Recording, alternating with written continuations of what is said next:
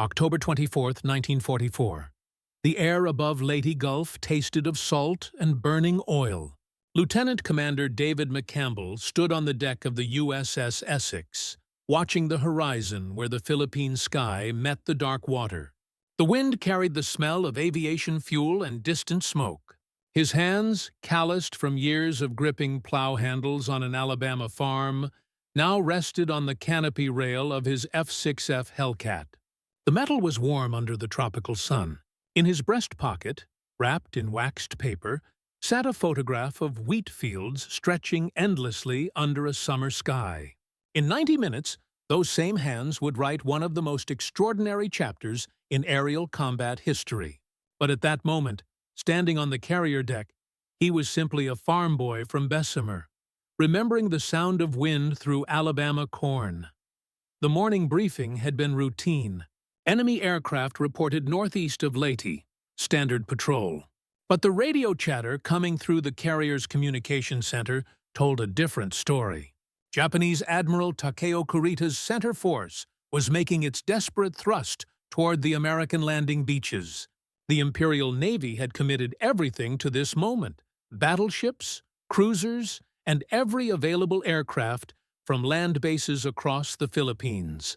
What the Americans didn't yet know was that Vice Admiral Takejiro Onishi had unleashed something new: the first organized kamikaze attacks. The sky was about to become a killing field, and the math would be simple and terrible. Too many enemy planes, not enough American fighters. Someone would have to hold the line, or thousands of soldiers on those beaches would die under bombs and suicide dives. McCampbell climbed into his Hellcat with his wingman, Ensign Roy Rushing. 2 fighters. The radio crackled with reports of incoming raids, 60, maybe 70 enemy aircraft. The Japanese were throwing everything at the American fleet.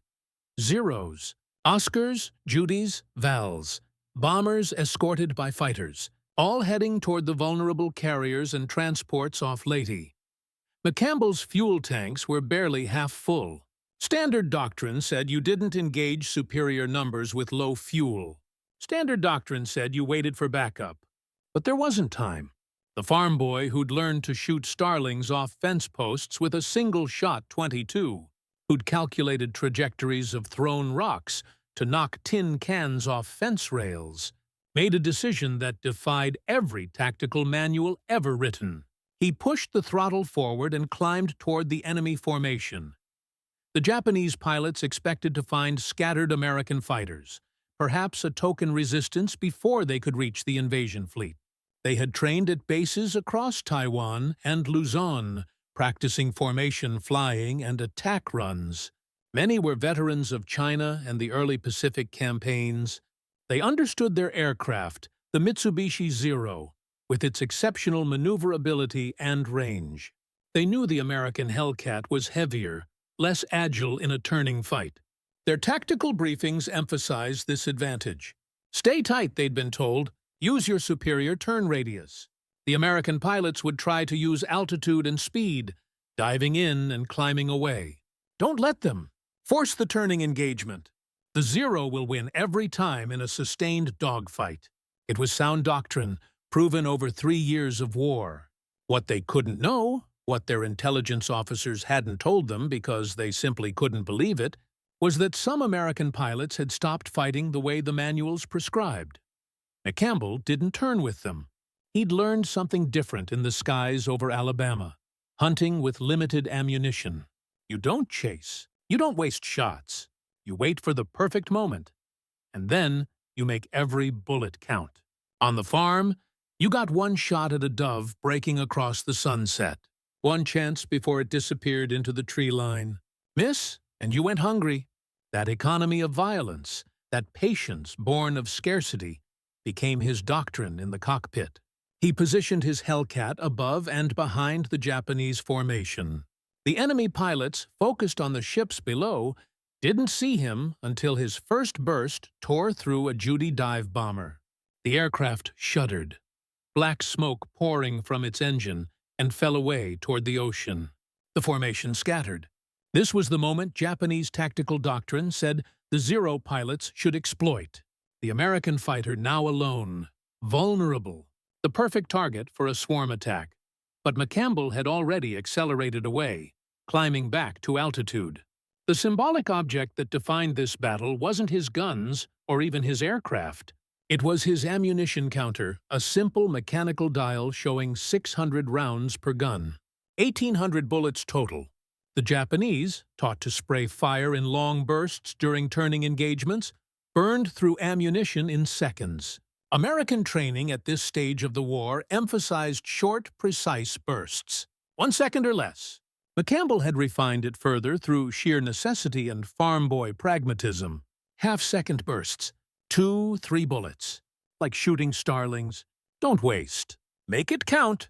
That counter became both his constraint and his advantage. Every time it ticked downward, he calculated, how many planes can I kill with what remains?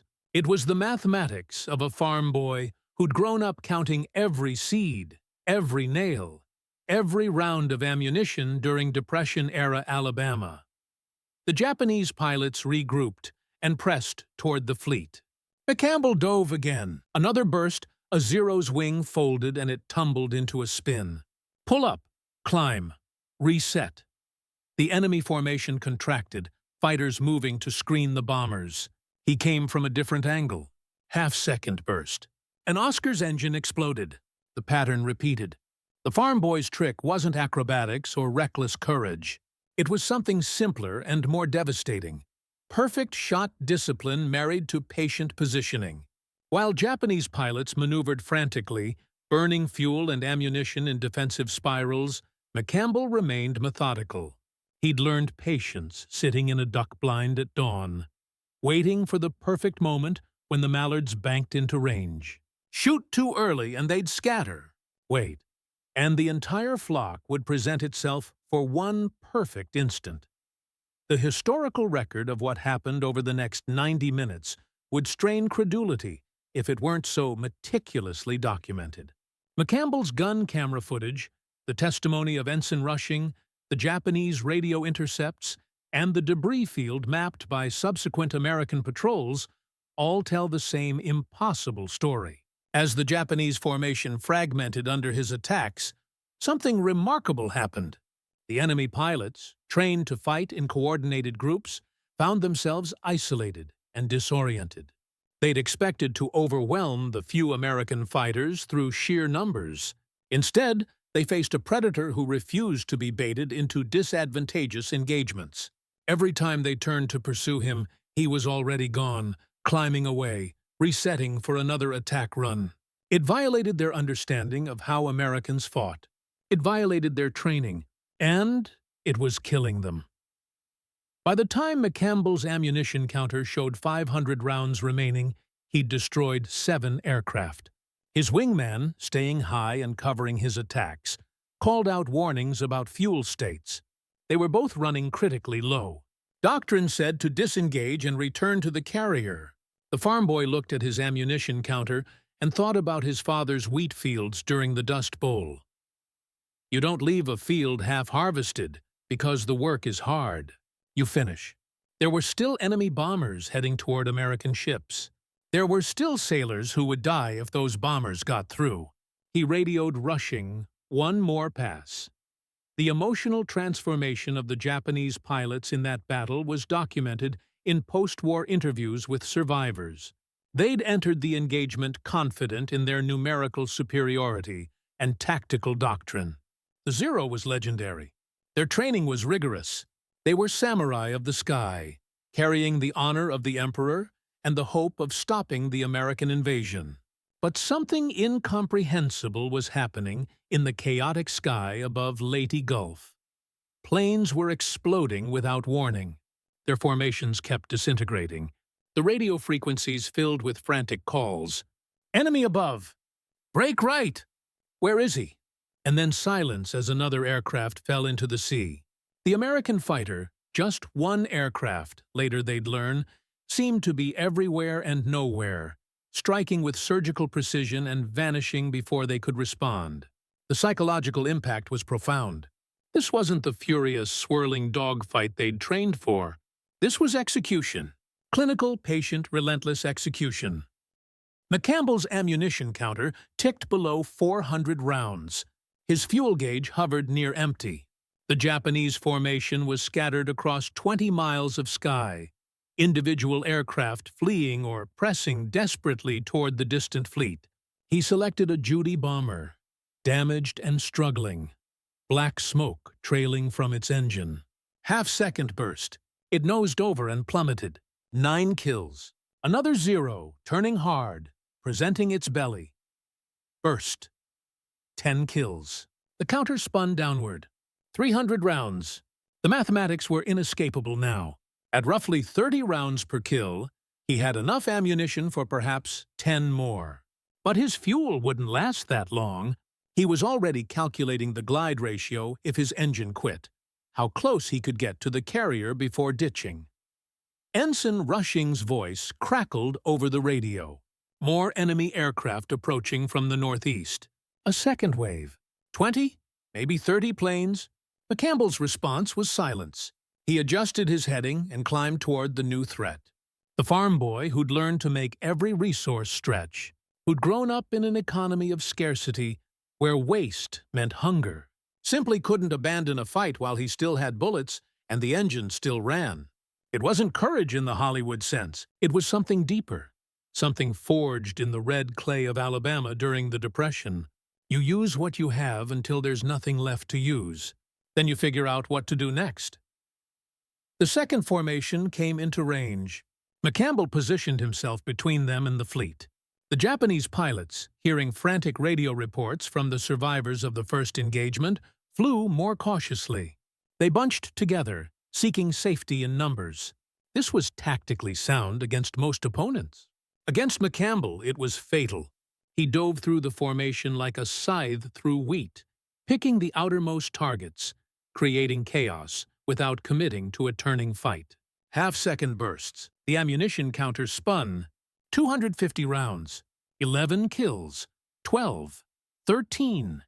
Each engagement lasted seconds. Dive, fire, climb, reset. The rhythm was hypnotic, mechanical, like throwing hay bales onto a wagon. The same motion repeated until the work is done or your body gives out. What the Japanese commanders couldn't understand, reviewing the battle damage reports and debriefing the survivors, was how their numerical advantage had been so completely negated. 70 aircraft had been committed to the strike. They'd encountered, according to radar and visual reports, 2 American fighters. Basic mathematics suggested an overwhelming Japanese victory. Instead, the strike had been shattered. Bombers fell into the sea. Fighters fled. Only a handful of aircraft reached the American fleet, and those were so harried and disorganized that their attacks failed. The kill ratio, the sterile military term for who died and who lived, was incomprehensible. In later analysis, American intelligence officers would study the engagement for lessons about tactics and training. But the truth was simpler and more idiosyncratic. They'd encountered one pilot who'd internalized a different kind of mathematics. One learned not in flight school, but in the resource-constrained world of Depression-era rural America. McCampbell's ammunition counter showed 120 rounds when his engine began to cough. The fuel gauge read empty. He'd been flying on vapor for minutes, the Hellcat's engine burning fumes and prayers. Below, the American fleet stretched across the blue water, tiny gray shapes surrounded by white wakes.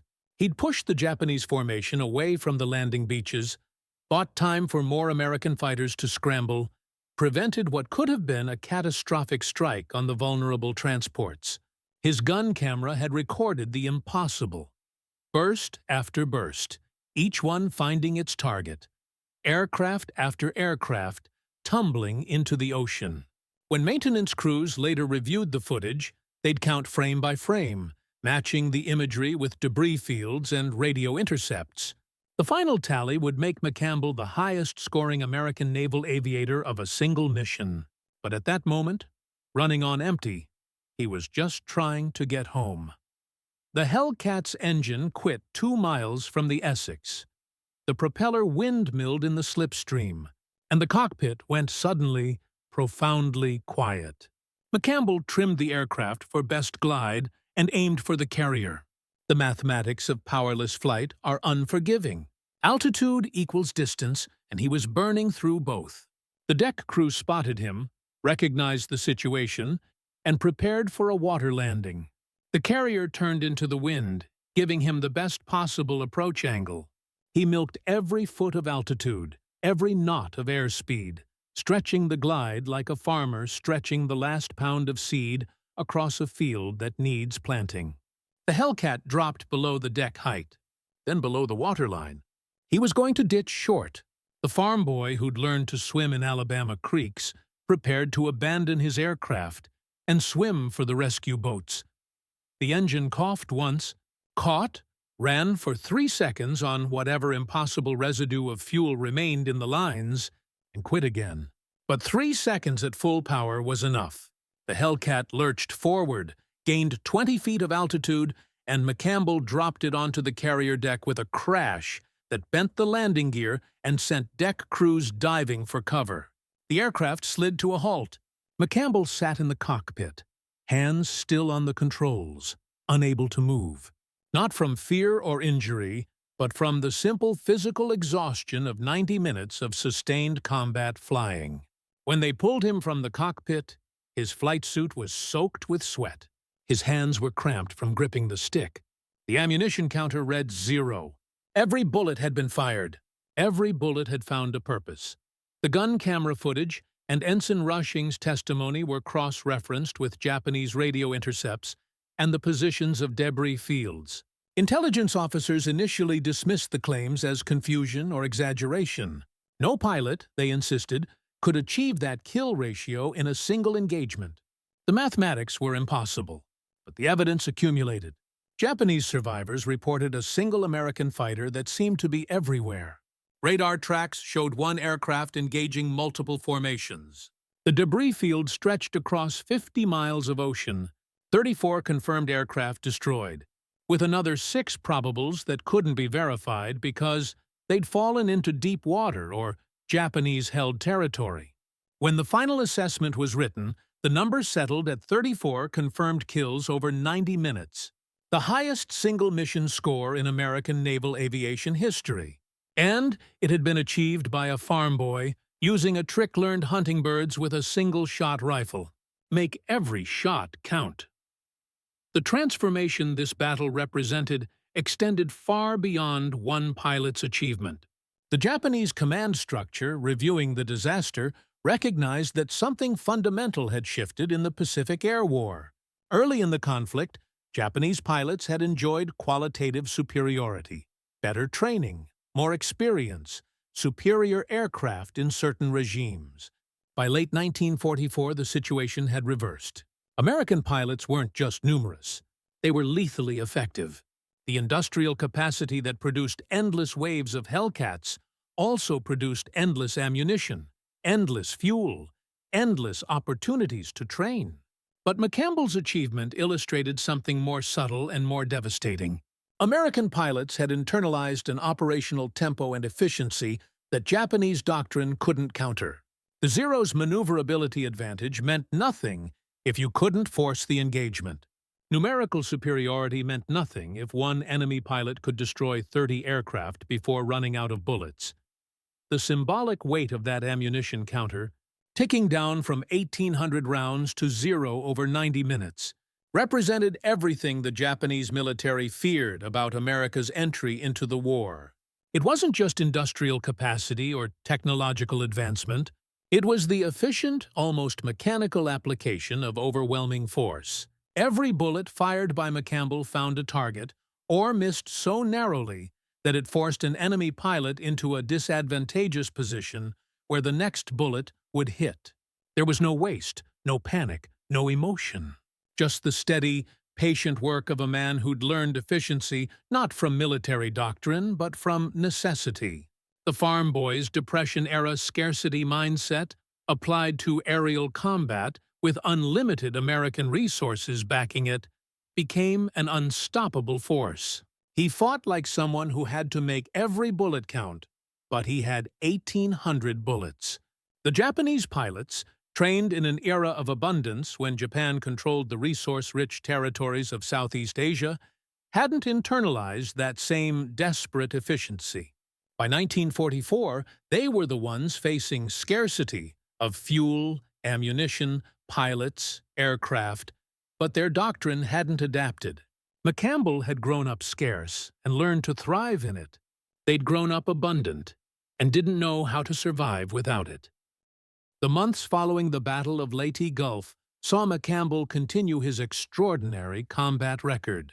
By war's end, he'd be credited with 34 aerial victories. The record he set in that single mission remained his lifetime total, as he flew few combat missions afterward, having achieved the maximum kills allowed before being rotated stateside.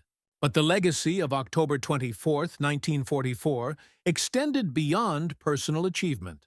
Flight instructors at Pensacola and Corpus Christi studied his gun camera footage, analyzing the shot discipline and positioning. The half-second burst became standard training doctrine. The patient, methodical approach to air combat, waiting for the perfect shot, rather than spraying bullets in a turning fight, was encoded in training manuals. A generation of American pilots learned to fight like Depression-era farm boys, making every resource count, even as America's industrial machine ensured they'd never actually face scarcity. The Japanese survivors of that battle carried their own lessons home, though many would never have the chance to apply them. The pilots who landed at bases in Luzon and Taiwan described the engagement in terms that their commanders found difficult to believe. One American fighter, 90 minutes, dozens of aircraft lost. The reports were consistent enough that they couldn't be dismissed, but they defied tactical analysis. How does doctrine respond to an anomaly? How does training prepare pilots for an opponent who operates outside the expected parameters of engagement? The answer, ultimately, was that it couldn't. McCampbell's achievement wasn't replicable through doctrine or training alone. It required a specific combination of skill, temperament, and background that couldn't be mass-produced. But the psychological impact on Japanese pilots was profound and replicable.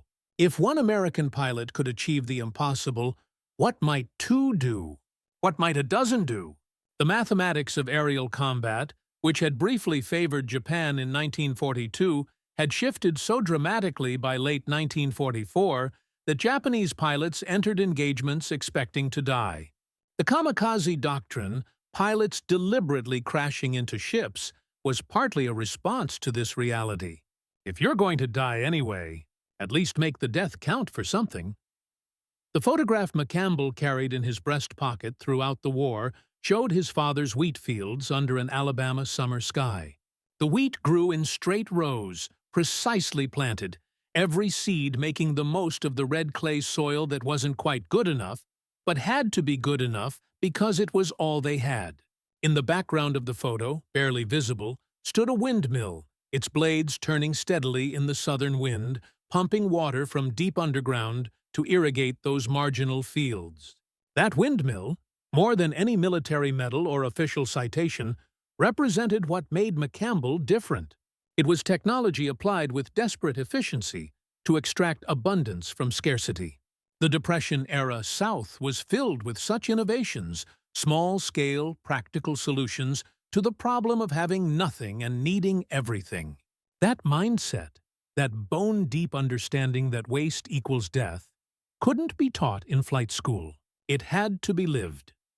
When McCampbell returned to the Essex after the battle, the maintenance crews swarmed over his Hellcat.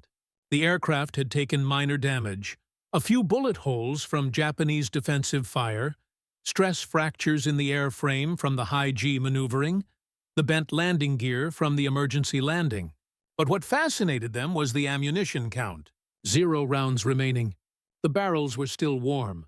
They pulled the gun camera footage and watched in silence as the film showed burst after burst, each one precisely timed, each one hitting. The armorer who'd loaded those guns before the mission approached McCampbell on the deck and asked a question that captured the impossibility of what they'd witnessed. "Sir, did you fire every bullet yourself, or did the plane do some of it automatically?" McCampbell smiled. the first smile since the battle, and replied, "Son, that plane don't do nothing. I don't tell it." 2. It was the most Alabama thing he'd said since joining the Navy. The transformation in American air combat doctrine between 1942 and 1944 is well documented in military histories. Better aircraft, better training, better tactics. But McCampbell's mission illuminated something that statistics and training manuals couldn't capture. The pilots who came of age during the Depression, who'd learned to shoot with borrowed ammunition and drive cars held together with wire and hope, brought a fundamental efficiency to combat that peacetime-trained pilots couldn't replicate. They didn't waste motion, ammunition, or time. Every action had to justify its resource cost. This wasn't conscious calculation during combat, there wasn't time for that, but rather an ingrained reflex developed over years of making nothing into something. The military tried to bottle this quality, to teach it to the new pilots flooding into training programs. They partially succeeded, but the best they could do was approximate something that McCampbell and his generation had lived. The epilogue to this story unfolded over decades, not hours. McCampbell survived the war, flew administrative missions during Korea, and retired from the Navy as a captain. He lived quietly in Florida, rarely speaking about the mission that made him famous. When reporters asked about the record 34 kills, he'd deflect. "I was just doing my job," he'd say. Or, "Ensign Rushing deserves half the credit." Or, "I got lucky with the targets." But to the people who knew him before the war, the neighbors in Bessemer, the school friends, the people who'd seen him hunt in the Alabama woods, the achievement didn't seem surprising. Of course, David McCampbell could shoot down 34 planes with 1,800 bullets. They'd seen him bring home a dozen doves with 13 shells. The extraordinary was, for him, simply the application of ordinary skills to extraordinary circumstances. The symbolic weight of that ammunition counter extends beyond one battle or one war.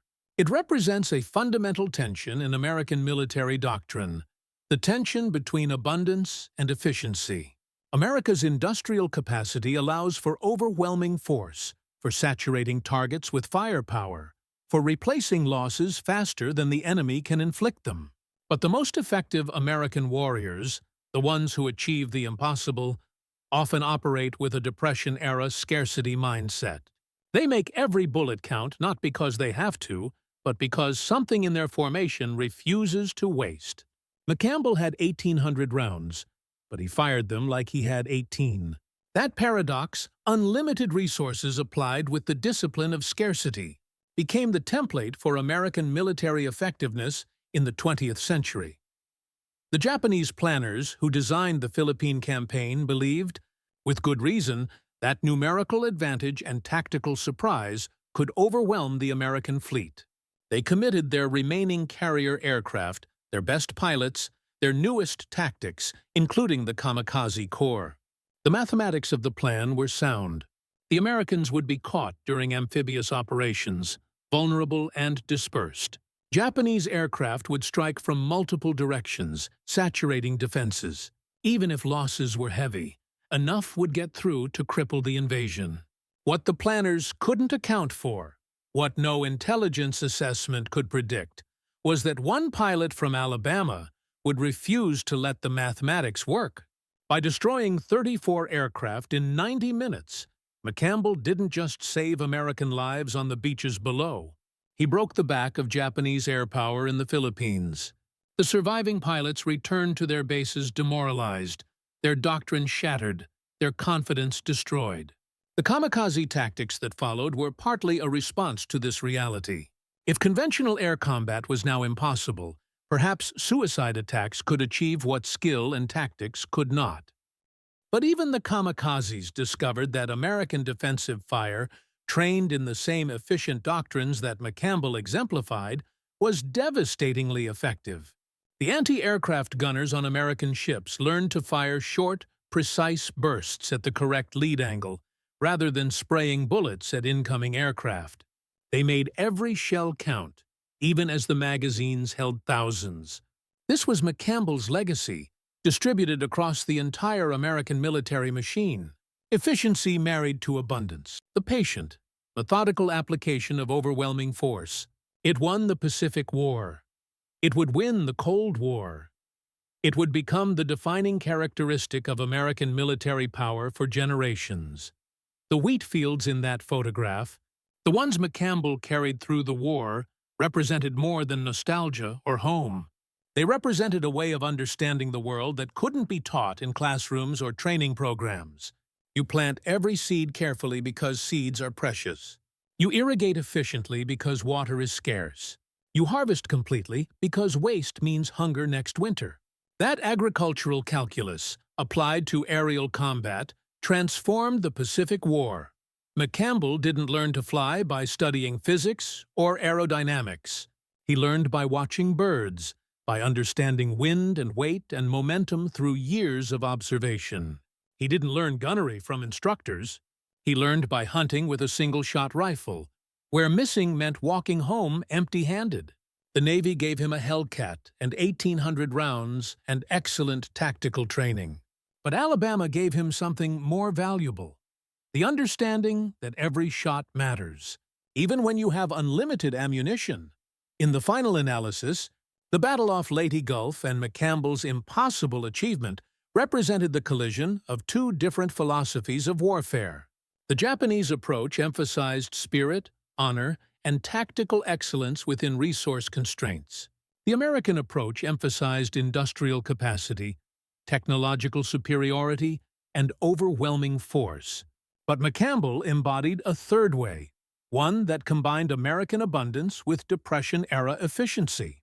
He fought with the resources of an industrial superpower, but the mindset of a farm boy who couldn't afford to waste a single bullet.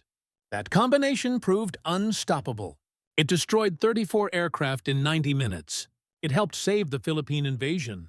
And it illuminated a truth about American power that remains relevant decades later. The most dangerous opponent isn't the one with the most resources, but the one who uses limited resources with perfect efficiency while having unlimited resources available. The windmill in that photograph, barely visible behind the wheat fields, pumped water steadily through the Alabama summer, turning scarcity into abundance one stroke at a time. McCampbell's ammunition counter, ticking from 1,800 to 0 over 90 minutes, performed the same alchemy. It transformed bullets into victory, farm boy pragmatism into military legend, and Depression-era scarcity into American abundance. The Japanese pilots who faced him that day couldn't understand what they were fighting. It wasn't just a better aircraft or a more skilled pilot. It was an entire philosophy of warfare, embodied in one man from Bessemer, Alabama, who'd learned to make every shot count because his family couldn't afford to do otherwise. That lesson, learned in poverty and applied in war, became the template for American military effectiveness.